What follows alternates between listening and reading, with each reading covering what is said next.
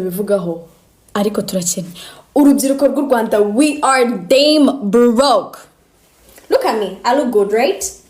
Ndasa neza, I look presentable. Ndamutse ngiye mu mujyi w'abana mu mujyi watangira ngo sister ngo wanteje imbere, you know. But guess what? On my mom mfiteho truas ijana magana abiri magana atatu ibiceri magana atatu. Do you know the type of phone I'm using? But I'm hella broke. This is a thing government ikwiriye ku addressing more because we are broke but they don't see it. We are guys turakennye ntimukatubone dusa neza. We are broke and cooked and everything bad. Urubyiruko rw'u Rwanda turakennye. Iyo umuntu arahagurutse akableminga igihugu ku tuntu twose aba harimo mbere na mbere ubumenyi bukeya, ariko nk'umuntu uri muri kaminuza haba mu curriculum n'ibindi byose abantu bajya bigisha bamenye igihugu challenge gifite uko kibigenza aho kigeze naho kiri kwerekeza. Urakoze cyane ndagushimiye dukora ku musozo ngenzi ukoreke ikinyamakuru umunyamakuru right niba nakumvishe neza. Yes, Godfather ndi umunyamakuru muri diaspora y'u Rwanda mu bihugu bya SADC. Hano muri nkorera mfite ibiro byanjye bikorera muri Zambia i Lusaka, niho nkorera ndi freelancer ariko ndi umunyarwanda dokwa. Nazo ndebe inyuma yawe washize idarapo nani ya RBA ukorera muri RBA. Yes, naho ndi umunyamakuru wa RBA. Iyo profile ni ya kera imaze igihe dokwa. Okay, kubitubangura rero twagiye. Nje ndashimira first of all ndabanza gushimira Tom Close ku bintu yaganiriye atubwiye ibintu byiza kandi ibintu avuze niko kuri. Mu by'ukuri kuri iyi topic wapininze hejuru tugomba kurwanya abarwanya igihugu guhora barekereje ku majwi y'urubyiruko. Nekereza ko barashaka gukoresha intwaro nakwita ko niba ariko byite ngo bamenyereye gukoresha ariko batazi neza ubu ngubu aho ibintu bigeze, kubera ko urubyiruko rw'u Rwanda rurasobanukiwe. Yes, dushobora kutumva ibintu kimwe ariko uburyo tutumva ibintu kimwe ntibikuraho ko ukuri kw'ibintu kugomba gukomeza gutangazwa cyangwa se gukomeza kurikizwa uko kwakabaye kuri. Ku gitekerezo cyanjye nashakaga gutanga rero kuri ino ngingo, ntago kuba ikintu utacyumva kimwe nuko abandi bacyumva bikwiye kukugira umwanzi w'igihugu, kubera ko nabonye abantu benshi nanjye nkuko nakomeje kugenda nkurikirana nyibona iriya video guhera ku munsi w'ejo, nakomeje kubona abantu benshi bagenda bandika amagambo atari meza kuri mwana w'umukobwa. Nge nifuza ko ahubwo afashwa gusobanukirwa ko position arimo ni position imusaba gutekereza kabiri, agashaka uburyo kiyava mu kibazo arimo kurusha gushakira ikibazo aho kitari mu kukita in general. Muri miliyoni zirenga 10 zituye igihugu n'izindi nyinshi z'abanyarwanda dutuye hanze y'igihugu twakorera kandi dutanga umusanzu wacu mu kubaka igihugu. So nibaza ko rero ngewe ntizimbye mu magambo icyiza ndetse igikenewe cyane kuruta ibindi bintu byose no kubera no gutekereza kabiri mbere nk'urubyiruko yuko tugira icyo dutangaza, cyangwa se mbere ko dutanga igitekerezo ku kintu cyari cyo cyose tubanze tumenye ese ni yihe mpamvu ngiye gutanga iki gitekerezo. Iyi ngingo ngiye gutangaho si igitekerezo ni iraza gufasha iki abari bukurikira ubutumwa ngiye gutanga, cyangwa se iraza gutanga musanzu ki mu gutera imbere kw'igihugu no gukomeza kuzamura ijwi ngaragaza ko ari byo nshaka ko bihinduka cyangwa se nshaka ko bigenda neza. Kubera ko ibyo ari byo byose nk'urubyiruko tugomba gukora ibishoboka byose ubyanze bikunze tukava mu bukene, yes, tukagira icyo twigezaho, yes, igihugu kidufashije ndetse mu by'ukuri kubera ko igihugu kitagomba kudufasha mu buryo bwo kuduha ibintu bifatika gusa n'ibyo baba baradukoreye kugira ngo tugere aho tugeze uyu munsi, yaba mu kazi dukora. Ngende umunyamakuru nkaba n'umunyeshuri nkaba n'umubusinessman, ariko nibaza ko n'undi wari we wese hari iki gihugu cyakoze ku buzima bwe kugeza kuri uyu munsi. Ntago kuba ariho ari impanuka zaba cyangwa se kuba ageze ari kubw'imbaraga ze gusa. Hari iby'igihugu cyakoze, hari amashuri cyashyizeho, hari ubufasha cyagiye gitanga mu buvuzi, hari ibikorwa bitandukanye igihugu cyagiye gikora. So nibaza ko rero dukwiye kugira ibitekerezo byagutse ndetse birenga gutekereza kuri wowe wenyine gusa, bikanarenga gutekereza ku bantu bake uri kumwe nabo, ahubwo ugatekereza byagutse kugira ngo ubashe gutanga umusanzu wawe ku gihugu. Nge numva ko rero ibyo ari byo byose ubutaha cyangwa se n'abari muri kaminuza, abanyeshuri bakiri muri za kaminuza biga bafashwe kugira ngo basobanukirwe icyo bashaka, hanyuma babone gufata ntibapfe gufata icyo babonye cyangwa se kuvuga no gutangaza icyo babonye, kuko izi mbuga cyangwa se iyi social media twahawe, iyi internet dufite, ibintu byose dushyizeyo biriyo igihe kirekire, biriyo igihe cyose igihe izi mbuga zizaba zikiriho. So nibaza ko rero nge ku bwanjye numva ko tudakwiye guha urwaho aba barwanya igihugu, aba twise aba opposers b'igihugu cyacu, cyangwa se aba bashaka kudusubiza inyuma mu mateka ya hahise. Nitwibaha icyo twibaha inzira zo kugira ngo babashe kudukoresha, cyangwa se bakoreshe amarangamutima yacu n'ibitekerezo na situations turimo personally bitari in general ku banyarwanda twese, kubera ko ushobora kuba uri mu kibazo ku giti cyawe cyangwa se ku bantu bakeya bagasaye ko urimo, ariko ntabwo bivuze ko igihugu cyose cy'abantu miliyoni 10 na zingahe 20 na zingahe, cyangwa se community y'abanyarwanda igeze mu miliyoni n'amamiliyoni ari ahantu hatandukanye ku isi, yose bari mu kibazo kimwe nk'icyo urimo, cyangwa se bumva igitekerezo cyawe, bumva ibintu kimwe n'uko ubyumva. Ibyiza rero ni uko twakomeza kugenda tureba byagutse, ndetse tukavana ibitekerezo byacu kuri twebwe gusa, mu gihe dushaka gutanga umusanzu kuri community yacu y'abanyarwanda, cyangwa se ku gihugu cyacu cy'u Rwanda muri rusange. So murakoze, nicyo gitekerezo nazaguza, twiyuburwaho abarwanya igihugu dukoresheje izi mbuga nkoranyambaga, ahubwo dutekereze kabiri, turebe kure, ndetse dushake kugira ngo ibyo abandi bashaka kuturwanyisha, bashaka gukoresha nk'aho barwanya igihugu, twebwe ahubwo tubime inzira, tubime aho babasha, umuryango bashobora kwinjiramo, babasha gukoresha icyo ubuzima turi gucamo, cyangwa situations cyangwa se circumstances turimo kuri twebwe ku giti cyacu. Murakoze. urakoze cyane. Uramwe muri Zambia? Yego, ndi Zambia, Lusaka. Uri Lusaka, uretse kumanuka ngiye gukenera ubufasha bwawe mu kanya nyuma yuko numva Keza. Dekeza, happy new year. Happy New Year. Yeah, go How are ahead. you? Numva abantu bavuga ngo Eh, umwaka mushya turawuzi ko ari mushya, ariko umwaka mwiza. Mwaka mwiza. Ni ukuri muri aho mwese mukomere cyane. Bwira mugenzi wawe mubwira uti January iraturembeje. Anyway, Godfa, quick one. I think naranze kuvuga pe kubera ko the most thing that is understandable here, it's ni mispresentation yabaye kuri iriya video y'umukobwa ya sharinze.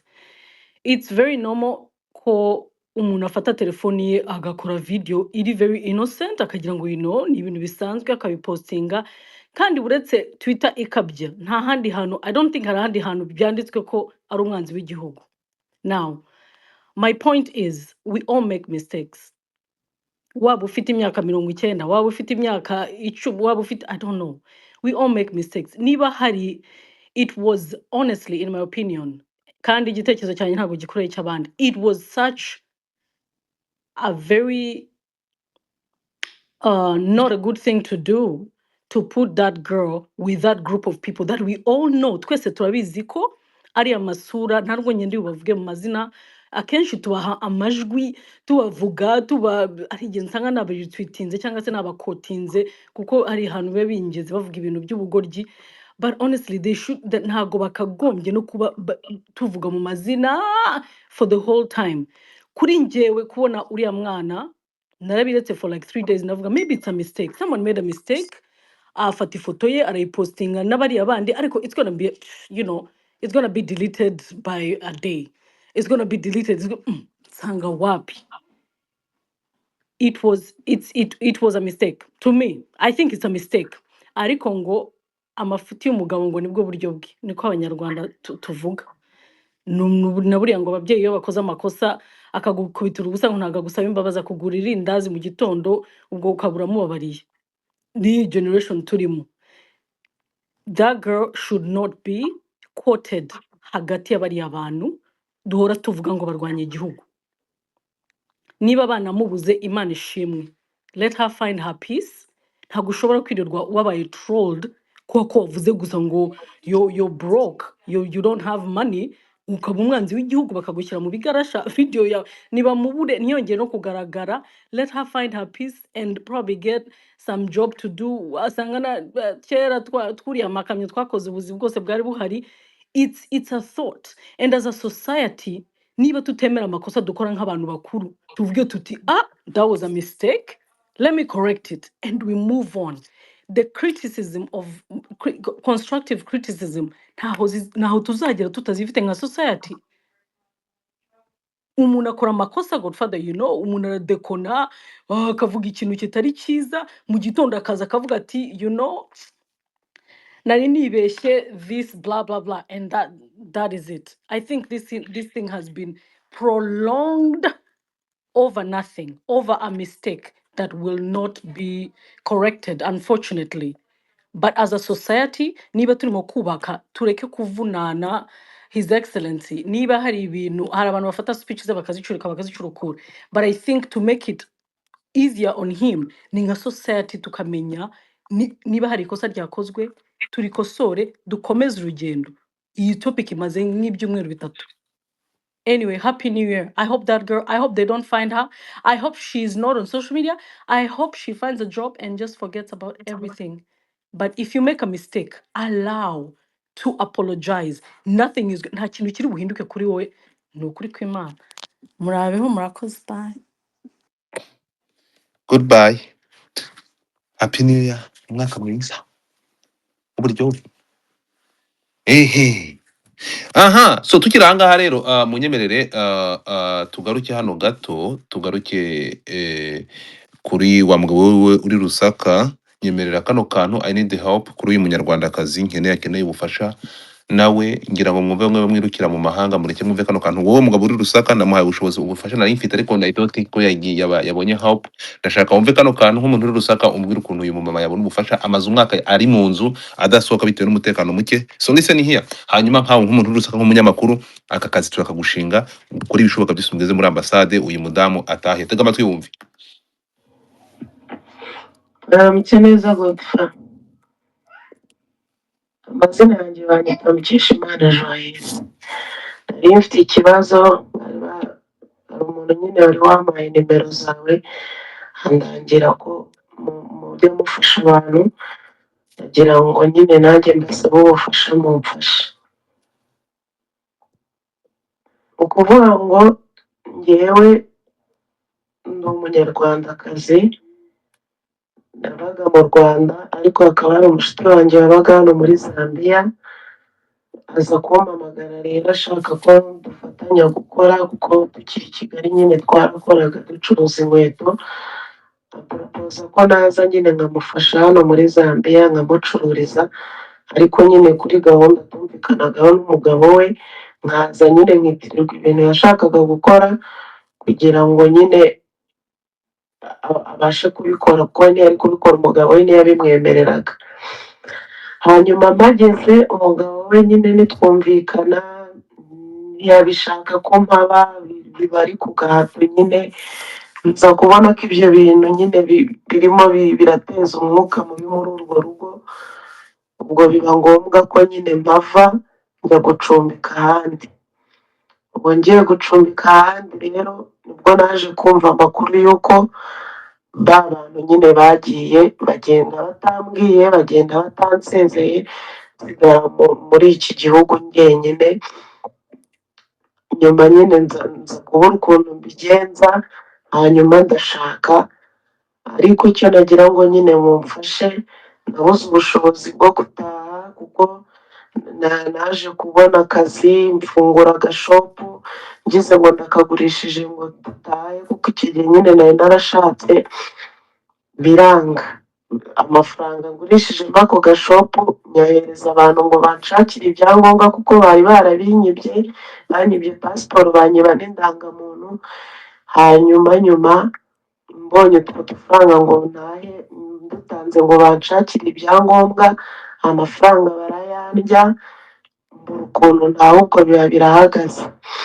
Ubwo rero nagira ngo mumfashe rwose, mumpe ubufasha ntahe, kuko kuba muri iki gihugu nta byangombwa, nta kazi, nta bushobozi dufite nyine bundi, ubwo twari dufite bwari ubwo ngubwo, ubwo baduciye amaboko, none ibintu bimeze nabi rwose. Ndabinginze munkorere ubuvugizi, ni ukuri nimumfashe, kuko bambwiye ko mujya mufasha abantu, nanjye ndabinginze mumfashe.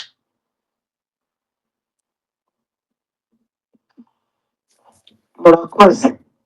aha so niba ahangaha nkeneye ko ahangaha uyu muntu ufasha nabashije kumuha, nagiye kuri website njya kuri site ya ambasade, mbona adresse yo kuri ambasade Rusaka, mbona nimero ya telefone ndabimuha. Umuntu ahamagaye twa live, ariko icyatunguranye ntabwo twari dufite umuntu uvuga ikinyarwanda, bamwitabaga bakamubwira icyongereza. Byabaye ngombwa ko uyu mudamu kuri address nabonye online zo kuri ambasade ntabwo yigeze abona ubufasha. So bwana munyamakuru, uri muri Osaka, uyu muntu wamufashiriza iki, wakora iki kugira ngo uyu muntu abone ubufasha atahe mu gihugu cye kumva ibyo yasanze imahanga ari umwanda?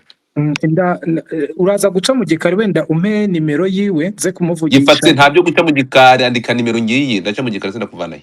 Andika ni plus 60 7 uri kuyandika? Ndi kureba aho nyandika, ihangane gatoya. Arebe ntabanga ririmo, mumufashirize uyu muntu nagera mu Rwanda tuzashima Imana. Ndatekereza ambasade ishobora kumufasha umuntu agataha. Andika okay, ubwo ni 07 6 ubwo sizi niba please, okay, ubwo ni 7 kuko plan ndatekereza code yanjye please 60. Okay, ni 7 9 4 9